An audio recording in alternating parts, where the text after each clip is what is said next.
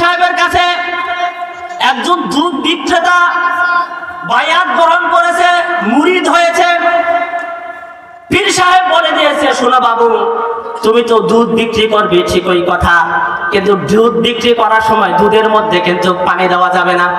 কি দেওয়া যাবে না? দুধের মধ্যে পানি দেওয়া যাবে না।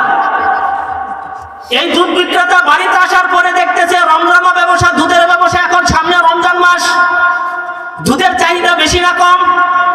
এমন অবস্থায় পাতিলের মধ্যে আগেই পানি রাখছে। আগে কি রাখছে? পানি রাখার পরে ওখানে দুধ ঢালে। পাড়া প্রতিবেশী বলে, কি ব্যাপার গোয়াল সাহেব, দুধ ব্যাপারী, খবর কি?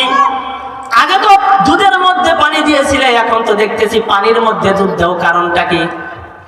এই গোয়াল দুধওয়ালা বলে যে, শোনো, আমি পীর সাহেবের কাছে মুরিদ হয়েছি, পীর সাহেব বলেছে দুধের মধ্যে পানি দেওয়া যাবে না, তাই এখন পানির মধ্যে দুধ দেই। কথা বুঝেন না? আগে আওয়ামী লীগ সরকার যে সমস্ত কর্মকাণ্ড করেছে, তাদেরই কর্মকাণ্ড এখন আমরা করতেছি, তবে ওই দুধওয়ালা বিক্রেতার মতো একটু পরিবর্তন করে। গত 2 দিন আগে দেখেন নাই, কুমিল্লা মহাসড়কে এক নারীকে ধর্ষণ করেছে, বাসের মধ্যে গণধর্ষণ করেছে। হোয়াই? কোন আওয়ামী লীগ করেছে? আমরা জানতে চাই। কোন ফ্যাসিস্টের ব্যক্তিরা করেছে? আমরা জানতে চাই।